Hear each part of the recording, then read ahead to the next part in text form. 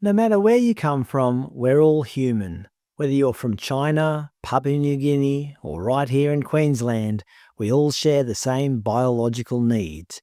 And I'd argue we also have the same social and emotional needs. Think about it. Whether you're from Nigeria, Pakistan, or the United States, we all get thirsty, we all get hungry, and we all get lonely at times. It doesn't matter if you sometimes wear a kimono and enjoy sushi, you still need to go to the toilet. It doesn't matter if you wear a kilt and eat haggis, you still seek out friendship and have a deep desire to feel part of a group, family, or community. And it doesn't matter if you wear a sombrero and love burritos, you still want meaning and purpose in your life. The point is, we're all human with fundamental needs and desires. Culture doesn't change that. But despite our shared humanity, in recent years, especially in Australia and New Zealand, we talk about a rather ill-defined concept known as cultural safety, which seemingly only applies to people of certain cultures. According to the Queensland Government's Child Safety Practice Manual, Creating a Culturally Safe Space, they state, the concept of cultural safety emerged in the late 1980s as a framework for the delivery of more appropriate health services for the Maori people in New Zealand. From an Australian perspective, they list characteristics of a culturally safe place. For example, a culturally safe place welcomes Aboriginal and Torres Strait Islander families and partners in the physical environment, acknowledges the richness of Aboriginal and Torres Strait Islander cultures, acknowledges the differences between Aboriginal and Torres Strait Islander cultures, and recruits Aboriginal and Torres Strait Islander staff, just to name a few. They also talk about staff requiring a base-level understanding of Aboriginal and Torres Strait Islander histories, cultures and philosophies, having attended cultural safety training, having a functional understanding of cultural safety principles, and understanding and knowledge of Aboriginal and Torres Strait contact history, depending on their role. It's strange, it doesn't seem to apply for people from, say, China or Korea, or even Wales. Apparently, most people of the world don't seem to have this requirement for so-called cultural safety. There only seems to be 2 or 3 cultures that require it: Aboriginal people, Torres Strait Islander people, and Maori people. Just to be clear, I'm not here to blame individual Aboriginal people. My critique is squarely aimed at how the government and other organisations seem to be pushing this phenomenon everywhere. For example, the Victorian Department of Health has a page titled Aboriginal and Torres Strait Islander Cultural Safety, where they state, cultural safety is about creating an environment that is safe for Aboriginal and Torres Strait Islander people. Again, they don't seem too interested in creating a safe environment for, say, people from Norway. Surely we should be equally concerned about the cultural safety of our Norwegian brothers and sisters who chose to move here.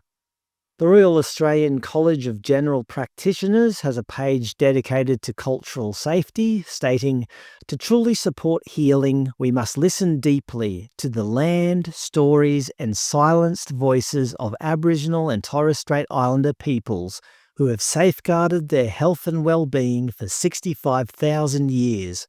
I suppose this is not too surprising, considering that just recently, 9th of July 2025, they published a piece titled RACGP Reaffirms Uluru Statement Commitment, stating, this NAIDOC week, a new position statement reiterates the college's support for the 3 pillars of voice, treaty and truth.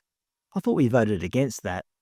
Surely the Royal College should stick to medicine and keep their noses out of divisive political issues.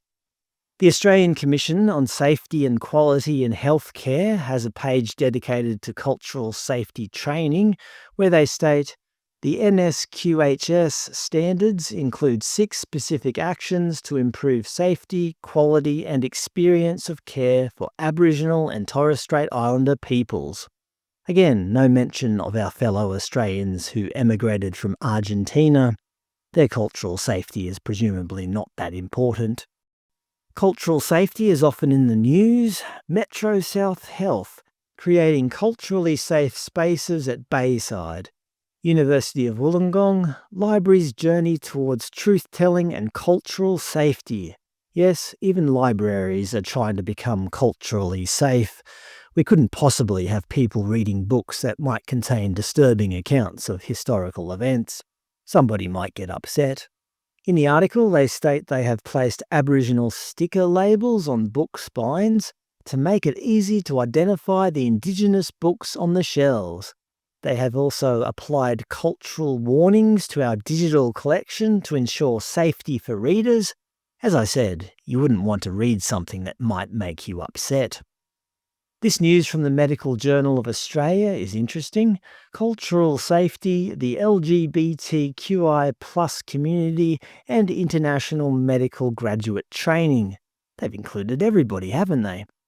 They write, "We recognise that Aboriginal and Torres Strait Islander peoples were the first healers, researchers, and sharers of knowledge in Australia."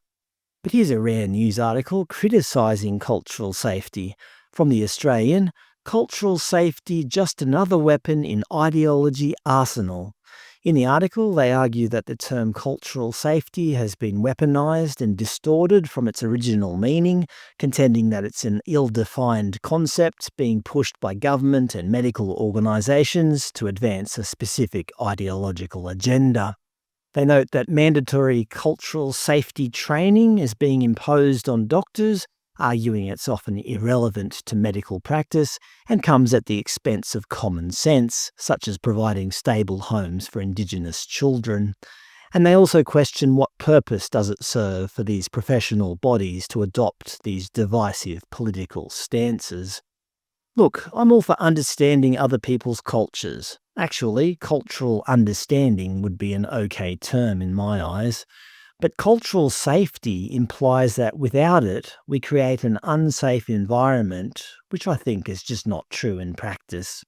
Placing warning stickers on books feels a bit like overprotection or censorship, does it not? It implies that discomfort should always be avoided, especially in the context of learning or truth-telling.